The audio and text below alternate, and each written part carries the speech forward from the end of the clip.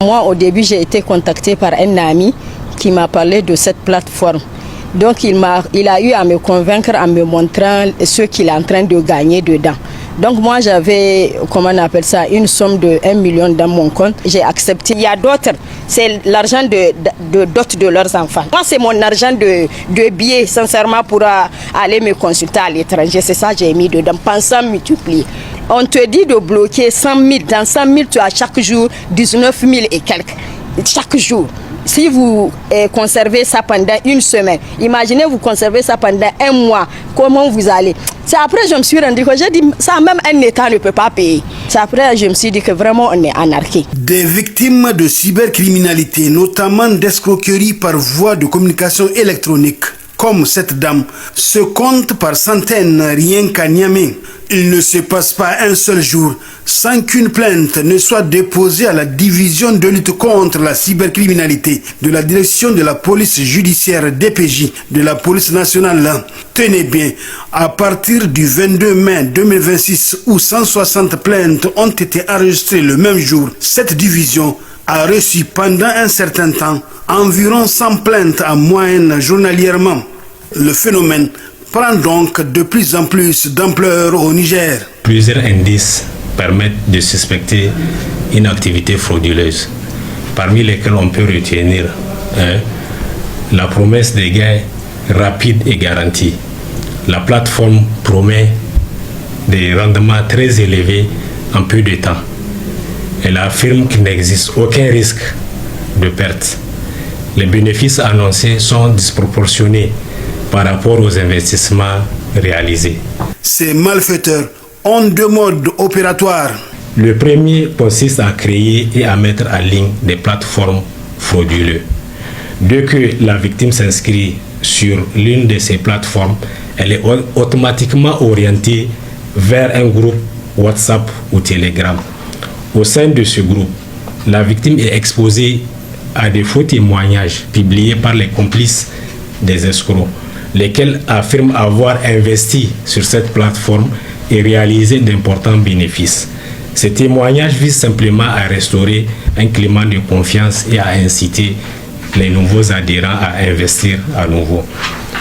Le deuxième mode opératoire consiste à recruter via WhatsApp ou Telegram des Nigériens chargés de promouvoir ces plateformes frauduleuses ou de créer des comptes de transfert d'argent moyennant une rémunération journalière ou mensuelle pour chaque compte créé. Une fois les comptes ouverts, les recrues transmettent aux escrocs les identifiants, les mots de passe ou toute autre information d'accès. Dès réception de ces données, les auteurs modifient les paramètres d'accès de sécurité afin d'empêcher tout contrôle ultérieur par les titulaires légitimes de ces comptes. Les victimes sont ensuite invitées à investir sur ces plateformes sous la promesse de bénéfices rapides, sûrs et élevés. Les fonds sont déposés sur les comptes de transfert d'argent créés par les recrues nigériens, ce qui renforce davantage la confiance des victimes en raison surtout du caractère local des comptes utilisés. Après réception de ces fonds provenant des victimes, les auteurs contactent les marchands en ligne spécialisés dans la vente de USDT ou la crypto-monnaie. Les sommes issues de ces activités frauduleuses sont alors converties en crypto-monnaie. Une fois la conversion en crypto-monnaie effectuée, la traçabilité de ces fonds-là devient particulièrement complexe, ce qui complique considérablement les investigations visant à identifier les bénéficiaires finaux et à récupérer les fonds détournés. Face à la situation, la vigilance doit être de mise. Les malfaiteurs utilisent généralement le nom ou l'image des grandes sociétés commerciales internationales pour inspirer confiance aux victimes et les amener à investir. À titre d'exemple, parlons du cas de TBWA. TBWA Worldwide est une entreprise dont l'identité a été usurpée par les escrocs pour créer une plateforme dénommée TBWA.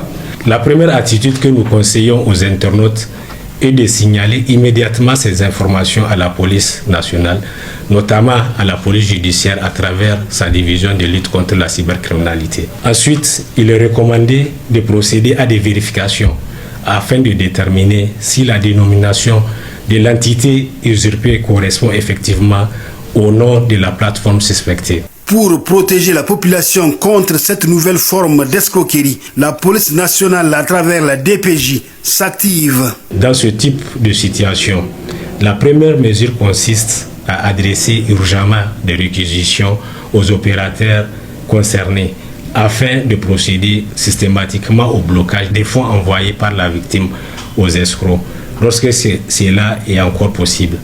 Ensuite, les investigations visent à identifier, à localiser et à interpeller les personnes impliquées dans ces réseaux. Plusieurs cas d'escroquerie par voie de communication électronique ont été traités par la justice. La loi réprime sévèrement cette forme de cybercriminalité. Donc généralement, c'est des personnes qui évoluent en réseau. Ils évoluent en réseau et la plupart du temps, ceux qui sont à la tête du réseau ne sont même pas au Niger. Mais ils ont quand même des points focaux au Niger. Puisque quand vous prenez récemment avec l'affaire des data robots, ils ont des gens qui sont au Niger, qu'ils ont recrutés, qui créent des comptes qu'ils mettent à leur disposition, moyennant un certain montant qu'ils ont convenu entre eux. Donc eux, ils ne sont pas au Niger. Et ils pensent qu'ils sont à l'abri des poursuites. La plainte peut être reçue même si la personne n'est pas au Niger. Et une information peut être ouverte. Et à travers les mécanismes de coopération internationale, on peut arriver à les appréhender. Ce type d'infraction qui est prévu par la loi numéro 2019-33, à son article 27, c'est une peine d'emprisonnement de 2 à 5 ans et une amende égale au triple de la valeur de escroqué, sans que cette amende ne puisse être inférieure à 1 million de francs CFA. La sanction prévue par l'article 27 s'applique y compris aux auteurs et à leurs complices. Puisque quand vous prenez l'article 49 du Code pénal, il punit le complice d'une infraction de la même peine que l'auteur principal.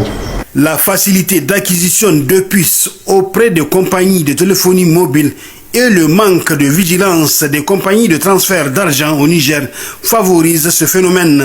Il est important de rappeler aux compagnies de téléphonie mobile leur obligation de responsabilité en matière d'identification des cartes SIM. La gestion des cartes SIM constitue aujourd'hui un enjeu majeur de sécurité nationale. Les compagnies doivent revoir et renforcer leurs procédures d'identification ainsi que leur politique de vente des puces téléphoniques. S'agissant enfin des compagnies de transfert, elles doivent être particulièrement vigilantes face à la prolifération des faux comptes utilisés pour faire transiter les fonds provenant des escroqueries. Elles pourraient également limiter le nombre de comptes pouvant être ouverts par un même client et renforcer les diligences en matière d'identification et de vérification des titulaires des comptes. Pour échapper à ces escrocs d'un autre genre, ne cliquez jamais sur les liens suspects, ne communiquez jamais vos mots de passe ou coordonnées bancaires et vérifiez l'identité de l'expéditeur en cas de doute.